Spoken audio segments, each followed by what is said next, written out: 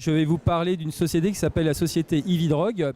Notre cœur de métier, ce sont les vigilances sanitaires. Donc les effets indésirables liés à la fois aux médicaments, aux medical devices, à la cosmétique, à la nutrivigilance. Donc tout ce qu'on appelle pharmacovigilance, matériaux-vigilance, cosmétovigilance.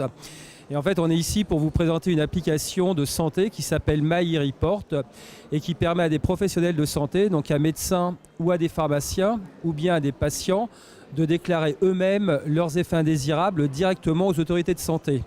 Alors c'est une application qui manquait dans le panorama français, puisque en fait actuellement c'est très compliqué de déclarer les effets indésirables. Donc nous on a pensé à une solution simple, une application gratuite qui permet à des professionnels ou à des patients de déclarer leurs effets directement aux autorités de santé. C'est très simple, hein. Vous dites quel effet indésirable vous avez eu, quel médicament vous avez pris. L'application envoie directement votre déclaration aux autorités de santé concernées. Voilà, c'est une application européenne traduite en 7 langues.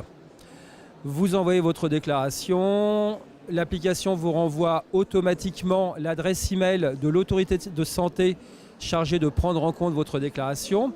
Donc en fait, ce qui est intéressant, c'est que vous savez exactement à qui votre déclaration a été envoyée. Si vous êtes un patient qui déclarait, vous pouvez envoyer un double à votre médecin traitant. Vous pouvez également vous renseigner pour savoir si l'effet que vous déclarez est déjà connu de la part des autorités de santé ou non. Et enfin, l'application vous renvoie le nombre de personnes qui ont déclaré le même médicament que le vôtre et le même effet indésirable. Donc en fait, on vous encourage à déclarer vos effets indésirables tout en vous restituant donc de l'information. C'est vraiment ce qu'on appelle une application de santé publique, une application participative, collaborative, citoyenne. C'est-à-dire qu'on compte vraiment sur les patients, sur les professionnels pour limiter les risques liés à l'absorption des médicaments. Alors en fait, c'est une application qui répond à un besoin, le besoin de mieux connaître les effets indésirables des médicaments. Actuellement, on estime qu'on connaît très peu les effets indésirables des médicaments pour une raison bien simple, c'est que lorsqu'un médicament est commercialisé, il n'est pas testé avec tous les médicaments existants.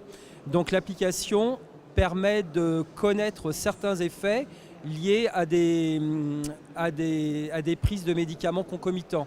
Ce qui est intéressant, c'est de savoir que telle personne a pris tel médicament plus tel autre et a déclaré tel effet indésirable. Ça, souvent, c'est des effets qui ne figurent pas sur les boîtes des médicaments.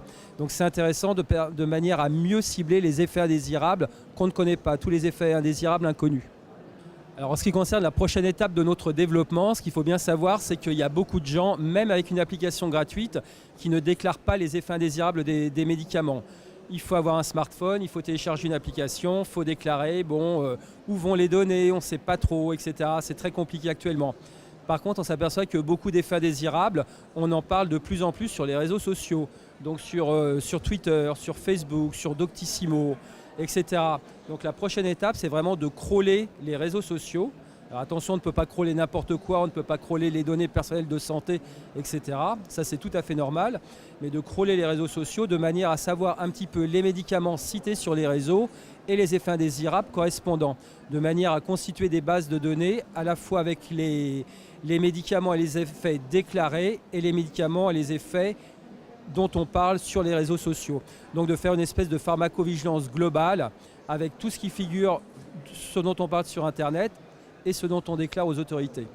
Alors pour réaliser cela, de toute manière, une application, elle n'existe que si elle est utilisée. Et pour qu'elle soit utilisée, il faut qu'elle soit connue. Donc nos besoins, c'est comme les besoins de beaucoup de start-up, hein. Il faut que les autorités de santé croient en nous, c'est déjà une première chose, puisque nous, c'est du réglementaire. Les déclarations vraiment sont adressées aux autorités de santé. Il faut également que l'application soit utilisée, donc il faut du budget communication de manière à faire connaître cette application.